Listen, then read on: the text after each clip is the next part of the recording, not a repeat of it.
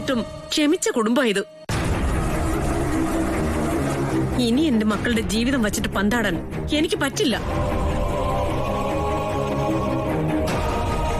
ഇനിയൊരു വാക്ക് മൂന്നെണ്ണത്തിന്റെ നാവിൽ നിന്ന് വീണു പോവരുത്. ഇറങ്ങിപ്പോയ്ക്കോ. മുത്തശ്ശി, നേരം വെളുക്കുന്നത് വരെയെങ്കിലും ഒരു മിനിറ്റ് പോലും താമസിക്കാൻ പാടില്ല. അന്തസ്സും അഭിമാനമുള്ളവർ താമസിക്കുന്ന തറവാടാ ഇത്. കാലു കുത്താൻ പോലും നിങ്ങൾക്ക് യോഗ്യതയില്ല. ഇറങ്ങാൻ. ഇറങ്ങിപ്പോടി.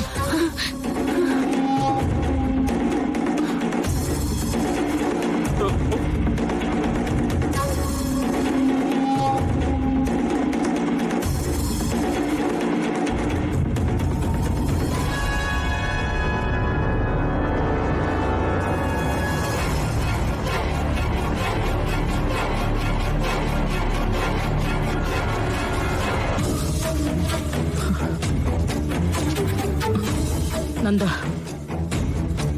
കാല് പിടിക്കാനും കരയാനും ഇനിയും വരും. കയറ്റി പോകരുത് അകത്തേക്ക്. ഇല്ലമ്മേ, കൂടപ്പറപ്പല്ലെന്ന് കരുതി ക്ഷമിക്കാവുന്നതിന്റെ അത്രയും ക്ഷമിച്ചു. ഇനിയുണ്ടാവില്ല.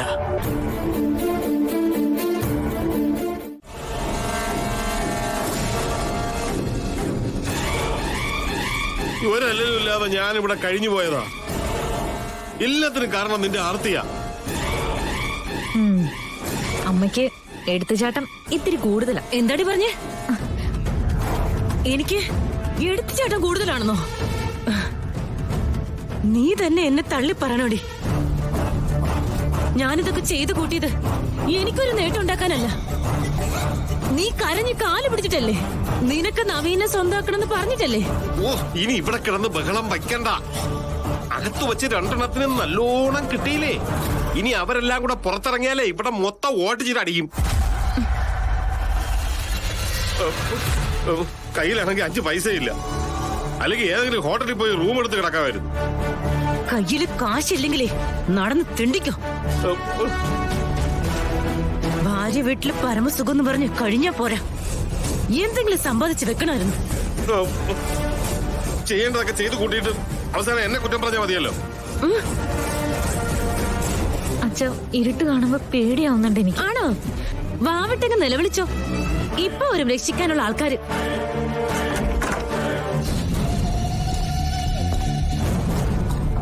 അമ്മേ, ദേ വാതില് തുറന്നു. ആ, എന്താ പറയാ, ഏട്ടനും അമ്മയ്ക്കും എന്നെ ഇവിടുന്ന് അങ്ങനെ ഇറക്കി വിടാനൊന്നും പറ്റില്ലല്ലോ. എന്തായാലും തിരിച്ചു വിളിക്കാൻ തന്നെയായിരിക്കും. അത് തന്നെ ആയിരിക്കും. ആ, പക്ഷെ ഉദയേട്ടാ, ഒറ്റ വിളിക്ക് തന്നെ തിരിച്ചു ചെന്നുകളയരുത്. കുറച്ച് ബലമൊക്കെ പിടിക്കാം.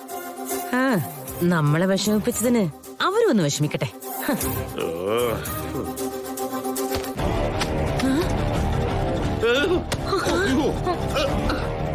അയ്യോ,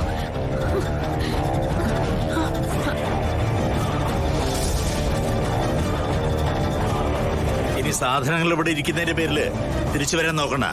എടുത്തോണ്ട് പോക്കോ. ഈ തറവാടിന്റെ ഉമ്മറത്തേക്കിനി വന്നു പോകരുത്.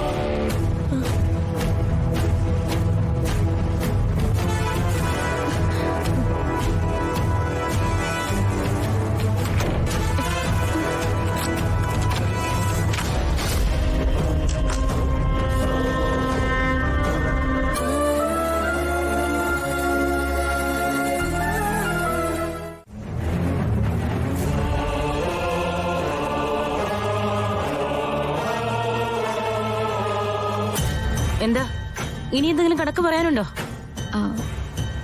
അമ്മായി പേടിക്കണ്ട, ഞാൻ കണക്ക് പറയാനൊന്നും വന്നതല്ല, നിങ്ങളെ തിരിച്ചു വിളിക്കാൻ വന്നതാ.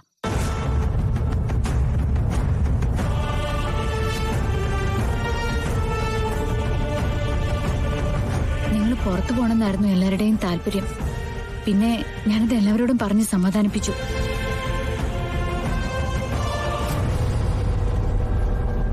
അതെ, നിങ്ങൾക്ക് ഇവിടുന്ന് പോവാൻ പറ്റില്ല എന്ന് എനിക്കറിയാം.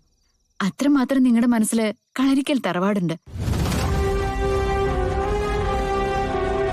ഏതെങ്കിലും വിധത്തിൽ ഞാൻ കാരണം അതൊന്നും ഇല്ലാതാവരുത്.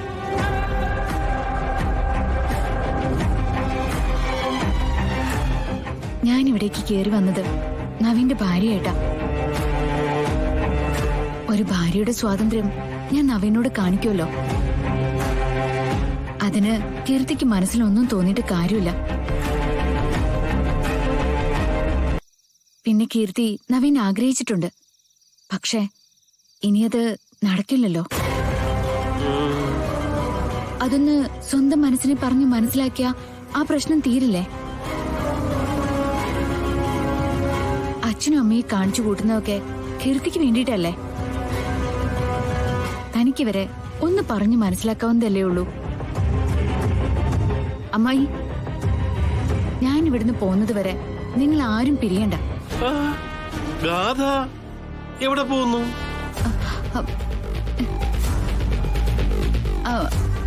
അല്ല, ഞാനേ അങ്ങനെ പെട്ടെന്ന് പറഞ്ഞു പോയതാ.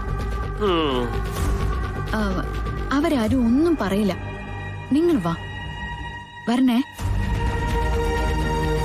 വാ.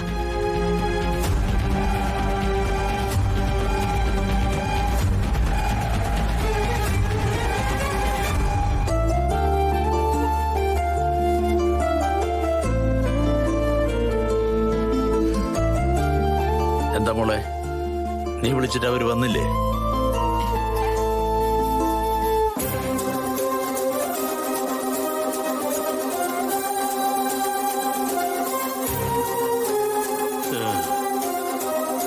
നിർമ്മലേ, അകത്തേക്ക് പോവല്ലേ? വേറെന്താ അമ്മ ആലോചിക്കാനുള്ളേ?